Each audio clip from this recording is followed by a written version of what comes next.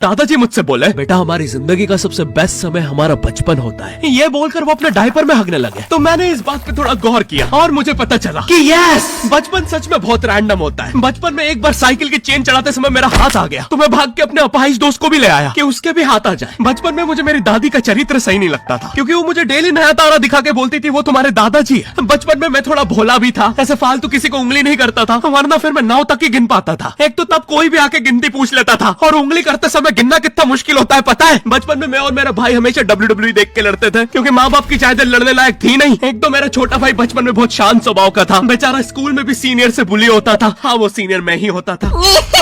एक बार मुझसे बोलता भैया डॉक्टर बनना मेरा सपना है, तो मैंने उसे नीट की बुक्स ला दी, तो अब वो उसका पूरा सपना बन गया। अब वो डॉक्टर गेम में भी बीमारी बनता है, और बवासीर पीछे होती है। चिंटू बुक्स नहीं पढ़ रहा है तू? एक बार बेचारा बिस्तर पे गिर के रोने लग गया, तो सब बोलने लग गए कुछ नहीं हुआ, चींटी मर गई, चींटी मर गई। मैं यहाँ सोच रहा हूँ फिर अभी तक हम चींटियों वाले बिस्तर पे क्यों सो रहे थे? हाँ, घर में सबकी पीठ पे ददोड़े हो रखे हैं। हाँ, ये नहीं गिरता तो हमें तो पता ही नहीं चलता बिस्तर पे चींटियां हैं। हम तो सोए जा रहे हैं चींटियों वाले बिस्तर पे। और स्कूल में जब भी ये छोटे भाई पैंट में हक देते हैं, तो बड़े भाई को क्यों बुलाया जाता है? पता है कितनी घनघोर बेइज्जती होती है पूरी क्लास के सामने, और बुलाते भी इतने सस्पेंस है, वो देख के बड़े भाई का हगना निकल जाता है। ऐसे 2 छोटे बच्चे स्लो मोशन में भाग के आ रहे हैं। हाँ, वो उनकी नॉर्मल स्पीड है।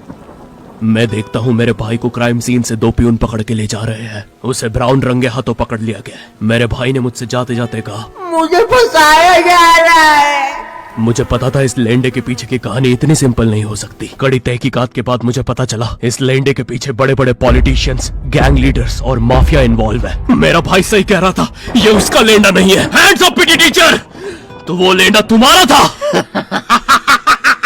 तो तुम्हें पता चल ही गया, तुम मुझे कभी नहीं पकड़ सकते। रुको, भाग गया। जाने दो उसे बेटा, हमने पीटी टीचर के बड़े भाई को बुला लिया है वो लेंडा उठाने।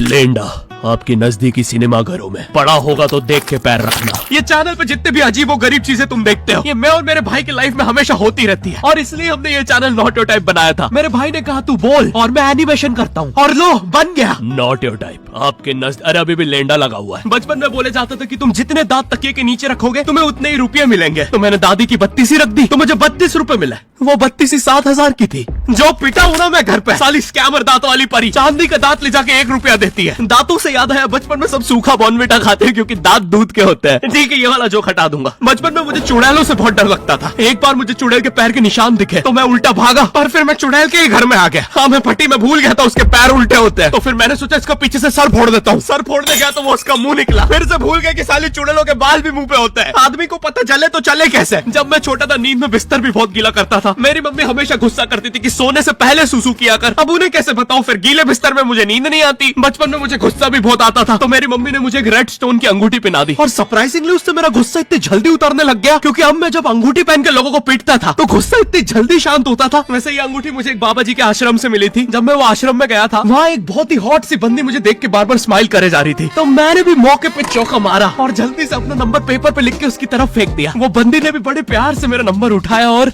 खा लिया।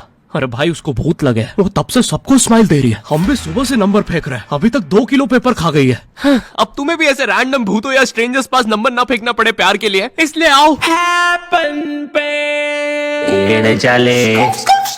यहाँ तुम्हें मिलते हैं तुम्हारे कॉमन इंटरेस्ट के लोग।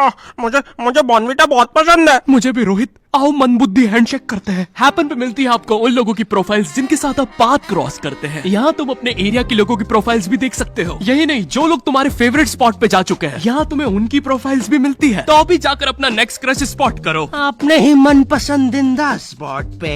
तो अभी जाके डाउनलोड करो, लिंक डिस्क्रिप्शन में। Thank you happen. बचपन में मेरी मम्मी हमेशा बोलती रहती थी कि बाहर जाके खेलो। अब बाहर मेरे मोहल्ले के बच्चे भाई वो ऐसे अजीब अजीब से गेम्स खेलते थे। कहीं ड्रैगन फ्लाई में रस्सी बांध के उसको पेट बना लिया है, कहीं नंगे भाग रहे टायर के पीछे लकड़ी मारते मारते। मेरी मम्मी को उन पे दया आ रही है कि बेचारे गरीब बच्चे किसी भी चीज से खेल लेते हैं, फिर हमारी कार पलट जाती है। हाँ, वो टायर हमारी कार का था। और मुझे एक बात बताओ, चक्के से खेलने पे वो गरीब कैसे कंसिडर हो रहे हैं? क्या पता उनने कार खरीद के चक्का निकाला हो, क्या पता लैम्बोर्गिनी के चक्के से खेल रहे हो। नहीं, तुम्हें कैसे पता चल रहा है वो गरीब है या अमीर? और एक चक्के से इतनी सारी एक्टिविटी करेंगे ये लोग। कभी चक्के में रस्सी बांध के झूला बना दिया, कभी झूले से फिका के खुद को लूला बना दिया, कभी लूले पे झूला बांधकर हुला हू बना दिया। ये इतने हरामी बच्चे थे, इनके साथ कोई भी घर नहीं खेलता था, क्योंकि घर ये जुए में लगा के हार जाते हैं। ये वो बच्चे जिन्हें तुम रिमोट कंट्रोल कार भी दोगे तो उसकी मोटर निकाल के पंखा बनाएंगे। एक बार इन्होंने रिमोट कंट्रोल रिमोट बनाया था। तुम अगर इस रिमोट पे बटन दबाओगे तो इस रिमोट पे बटन दबेगी, बस ये लोग मकर संक्रांति के दिन पतंग भी लूटते थे दुकानों से। पतंग से याद है मैं बचपन में अपने दोस्त जनक के साथ बहुत पतंग उड़ाता था। जनक गुजराती था और गुजराती लोग तो बहुत बड़े पतंगबाज होते हैं। वो लोग गला काटने के बाद भी काय पोचे चिल्लाते हैं। जनक मेरे घर पे इतना बड़ा गिर्रा लेके आता था पतंग उड़ाने। उसमें पता नहीं कितने 1000 किलोमीटर का मांझा लपटा होता था। हम दोनों का सपना था उस गिर्रे की पूरी ढील देना। एक बार तो गिर्रा खाली होने ही वाला था पर वो पतंग तो घूम के हमारे पीछे से आ गई। हमने हमारी ही पतंग काट दी। तो इस बार हमने सोचा पतंग पूरी परपेंडिकुलर उड़ाएंगे, स्ट्रेट। हमने 2 घंटे ढील दी। वो मांझे में वेव सिग्नल आने लग गए प्राचीन भाषा में। हमें लगा हमने एलियंस ढूंढ लिया बट फिर धीरे से वो सिग्नल क्लियर हुआ। हमें पता चला हमने कोई नासा का 100 मिलियन का टेलीस्कोप काट दिया। पतंग नीचे ले, टेलीस्कोप काट दिया।